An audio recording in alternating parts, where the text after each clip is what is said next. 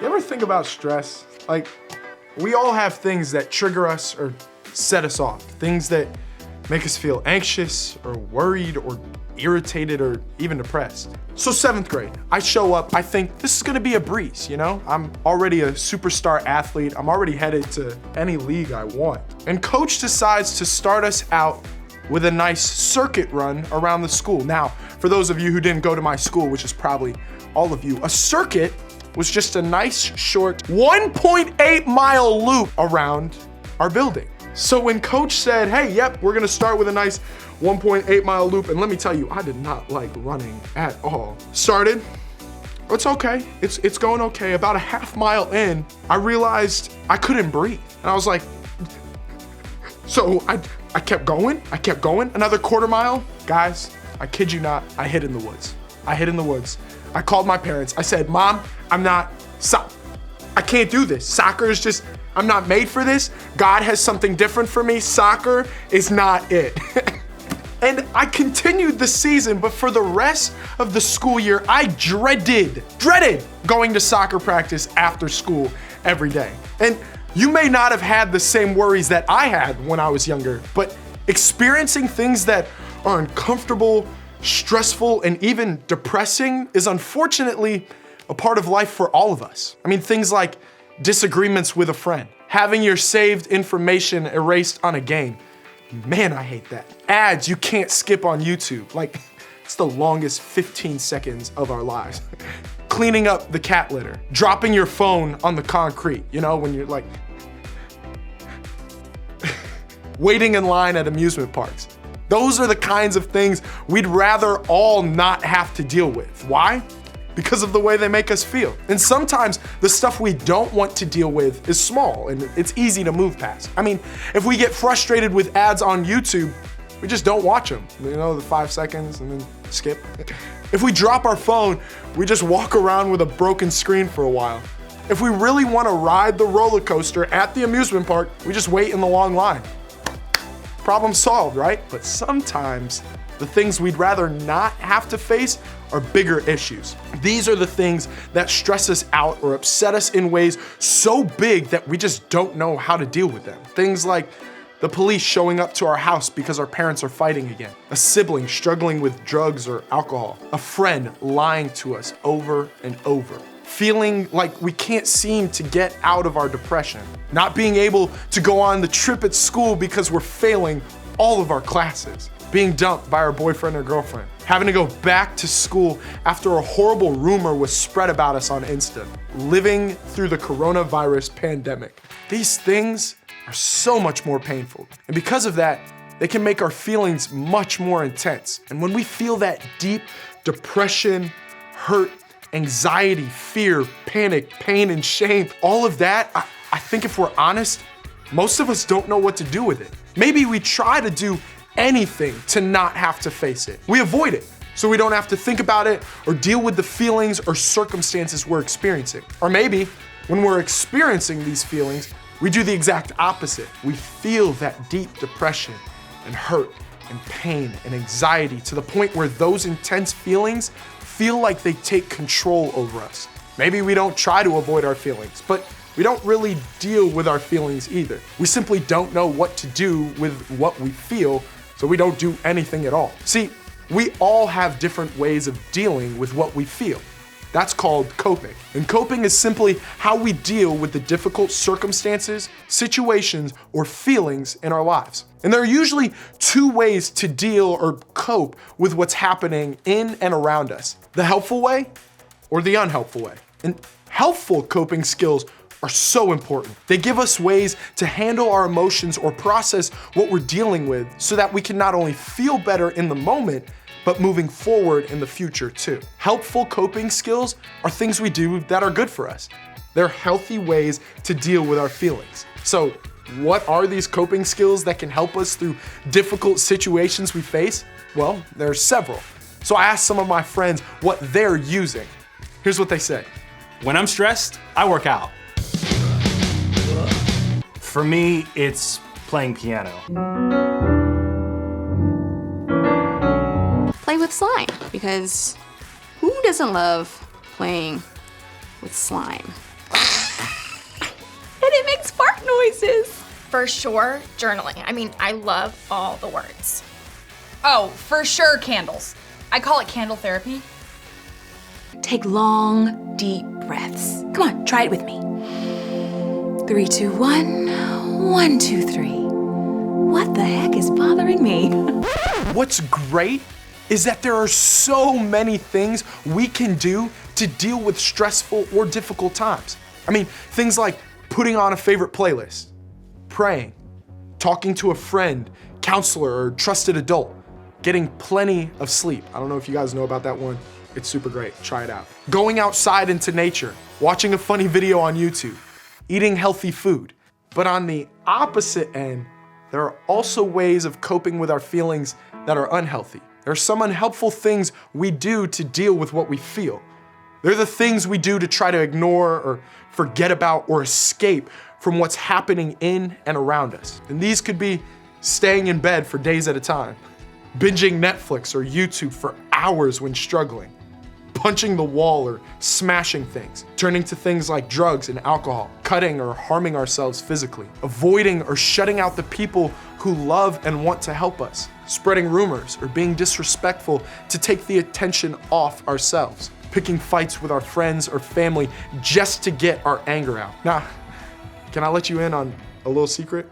Everybody struggles with this. I mean, you, me, your parents, your group leaders, the people at school who seem to have it all together. Every single person struggles to choose healthy ways to deal with what we feel. And I think one reason for that is because coping can be difficult. Sometimes the stuff we turn to isn't all that bad. I mean, exercise, naps, video games, ice cream, Netflix, sleep, all those things can be helpful when we do them in healthy ways. But sometimes we use them in unhealthy ways, and that's when they can create more problems. Coping in unhealthy ways can hurt us more than it helps us. Here's what I mean. When we go for a run, that's great because it helps us take a break or work out some anxiety.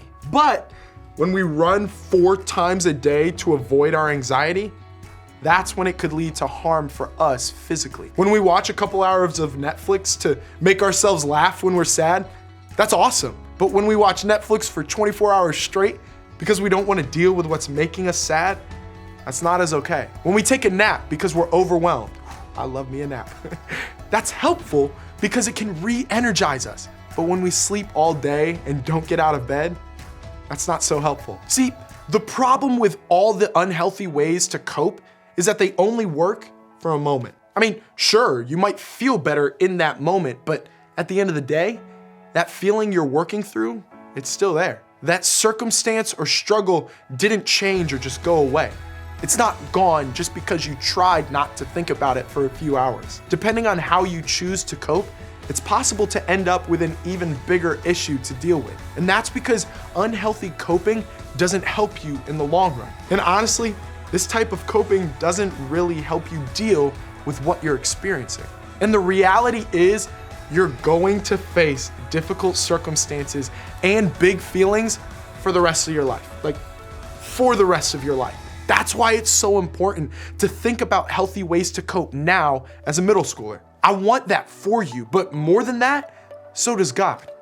We can find a lot of examples and wisdom about how to handle those things in the Bible. These are real words written by real people who dealt with real feelings. So in other words, they get it. I want to jump into a book of the Bible that's found in the Old Testament, which is the portion of the Bible written before Jesus lived on earth. And this particular book is called Lamentations because a lamentation is a way to express deep grief or pain or sorrow. And a lot of what is written is actually poetry. The person who wrote this book was dealing with a lot of sadness in their life at the time. They'd witnessed the destruction of the city of Jerusalem. And it was a pretty horrible situation. A lot of people died, and most of those who survived were starving, injured, and homeless. So let's take a look at what was written after witnessing this devastating situation. I remember my affliction and my wandering, the bitterness and the gall. I well remember them, and my soul is downcast within me. Yet This I call to mind, and therefore I have hope.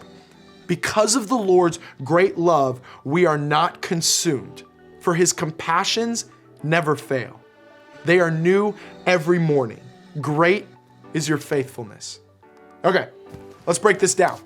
First, in this passage, there's a reality check. The author made a choice to be honest about what they were going through, a choice to deal with how they felt. They acknowledged the painful stuff and named all the things that were hard for them in that moment. It talked about afflictions, wandering, bitterness, and feeling sad or downcast. All of those words that describe deep pain, sadness, isolations, and feelings of despair that we can all probably relate to. Now, even though what the author experienced was pretty terrible, the feelings they felt weren't bad. Guys, it's okay to feel pain and sadness and isolation and despair and whatever else we might feel. It's when we let those feelings control us or cause us to do unhealthy things that they can become a problem. But in the second part of this passage, something changed. The sad author who wrote sad poetry didn't stay stuck in sadness.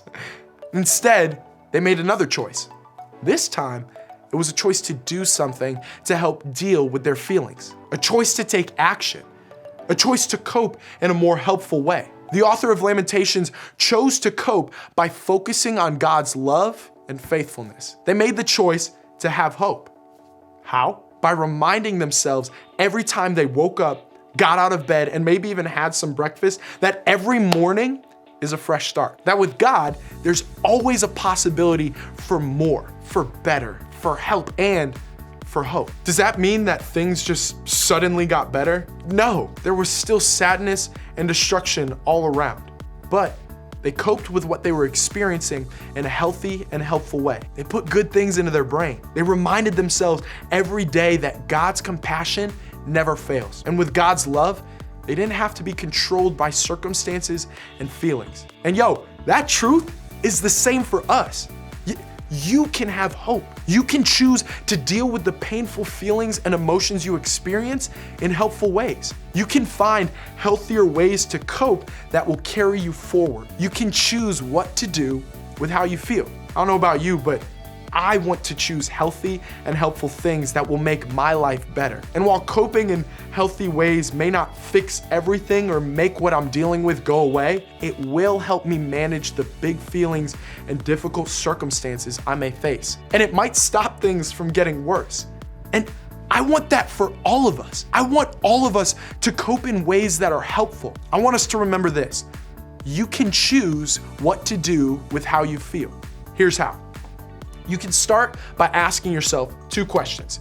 First question, what's one part of my life that's difficult to deal with? Maybe you're dreading the bad grade in English you know will be on your report card this quarter. Or your dad left and it's been something you haven't been coping with in a healthy way. Or you feel anxiety at school that leaves you upset at the end of every day when you get home. Whatever it is for you, be honest with yourself about what's making it difficult for you to cope. Simply naming and talking about what you're dealing with is the best place to start. And the second question, what do I usually do when I feel this way?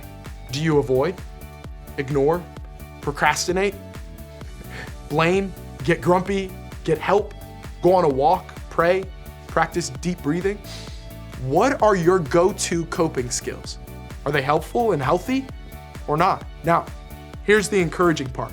You get to choose helpful ways to deal with what you feel. You have the power right now to change the way you cope for the better. So the next thing you can do, choose to change some patterns for the better. Instead of shutting down, talk to your group leader. Instead of binging Netflix, give yourself a time limit. Maybe take a 1-hour break from the assignment that's stressing you out instead of procrastinating for days. Set an alarm to remind you when the break time is over. Try listening to a worship playlist or writing down a prayer or looking up some verses in the Bible to help you shift your focus to what you know to be true about God and how he feels about you. Whatever it is, make just one small step forward toward a healthier way of coping. And remember, this isn't a one-time fix. Like the author of Lamentations said, you'll need God's help on the daily sometimes. So ask for it. Let that be one of your first steps to helpful coping. If you're struggling to know where to start, maybe begin where the writer of this scripture did. Shift your focus to what you know to be true about God and how he feels about you. When you find yourself facing overwhelming feelings or hard challenges, focus on God. Ask for his help. Remember what is true about how he feels about you. How does God feel about you? Yo, he loves you so much, exactly how he made you. He created you just the way you are. He gave you your abilities and things that you love. And he loves being your friend. Also promises that he's working for good in everything that you're going through, even if it's really, really hard. He says that he'll never leave you. He loves you too much to leave you. He's with you right now, and his heart is filled with love for you. He's your biggest fan. And this is what's true about your life. But when you're going through something hard, it can take up a lot of your brain space. So try to take over some of that space with these things that are true. That can be your first step toward healthy coping. Now, let me stop here and say that for some of you, this isn't so simple. Maybe the behaviors you're using to cope are more than just unhealthy. They're harmful. They're hurting you and leading you down a difficult path. Or maybe the coping skills you have are there for a reason, because your home is unsafe or unstable. Your circumstance just isn't good, and you need a place to go or a way to avoid it. If that's you, please know we want to help you through that. Talking to your group leader or a trusted adult who can help you deal with whatever you're facing is a way to start to get the help you need. Please know this is a safe place for you to do that. And remember, you can choose what to do with how you feel.